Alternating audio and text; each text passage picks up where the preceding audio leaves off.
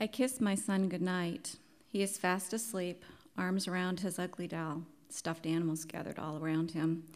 I touch his thick brown hair that loses itself to waviness if it isn't kept short.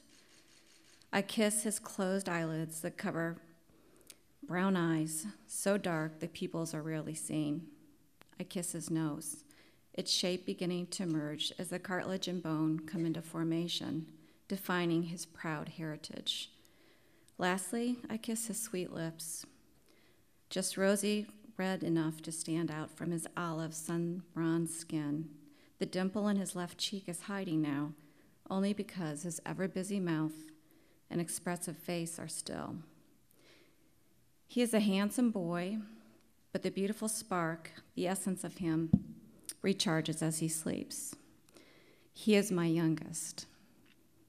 He is the affirmation that God has made a great effort to bring us together.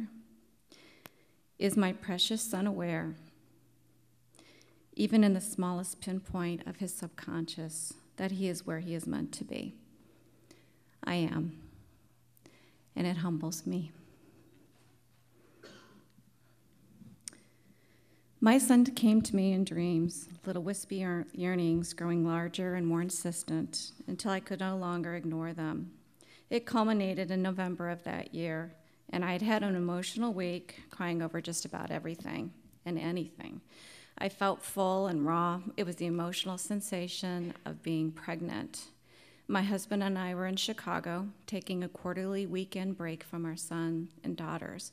And while we were waiting for dinner, amidst the Latin music, margaritas, and bar conversations, I blurted out to Mark that I wanted another baby and tearfully asked him to please consider having another. The direction of the conversation was surreal and emotionally wrenching, and the discourse was full of surprises for both of us. You see, I didn't plan this exchange. I never had gotten beyond thinking that all I wanted was another baby. I answered my husband's questions, not knowing from where the answers originated. I felt as though I was being guided to answer, and all the answers just kind of popped into my head without any forethought. Mark, taken aback, asked me, "Where do you think this baby is?" And I heard myself say, "Guatemala." Why? I don't know, I just do. And he paused, really looking at me. "And what do you think this baby is?" And I said, "A boy," smiling through my tears. "A boy?" Yep. I had his full attention now. Silence from my husband, and then, "Has he been born?" Wow. This one threw me, but the answer came with certainty. He has, or he will be soon. And that surprised him, and me too. I felt my child's soul doing everything he could to get my attention, and I was sharing all of it with my husband. Mark didn't say no. It would have been hard to. I'd unintentionally ambushed him there in the restaurant with hysterical tears. He said he would think about it and that I should just leave him alone for a while, and you guys know how difficult that is. I was more than willing to give them the time, and I felt I could do that. I felt very, very hopeful.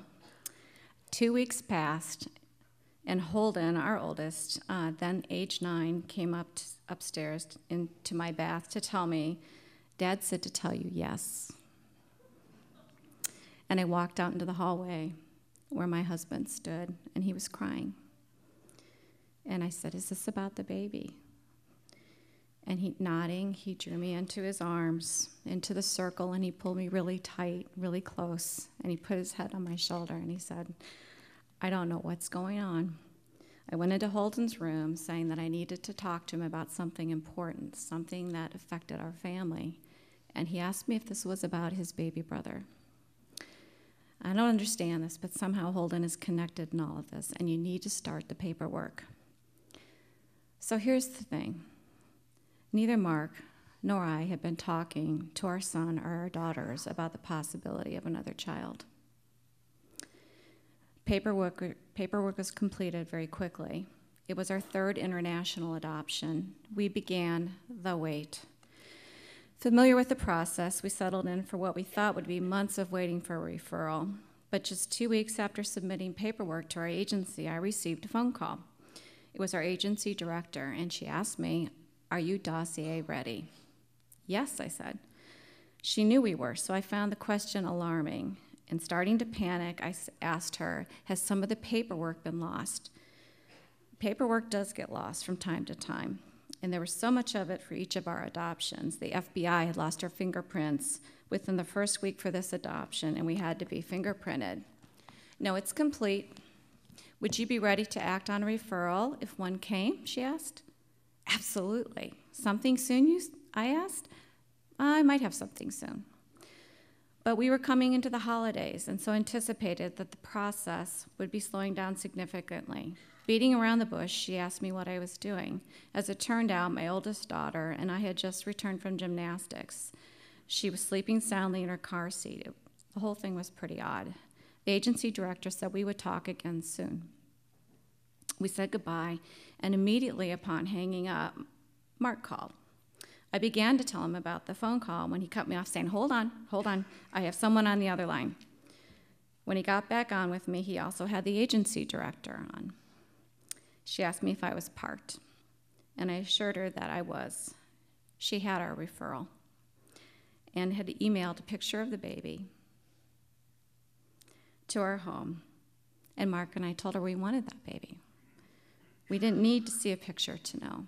But she was insistent that we get home and look at the file that she had emailed to us, and she wouldn't accept our answer until we had read the file and seen the baby's picture.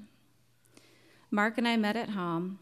The computer was on, and true to his word, at least as far as I still know, he never opened the file until I got home.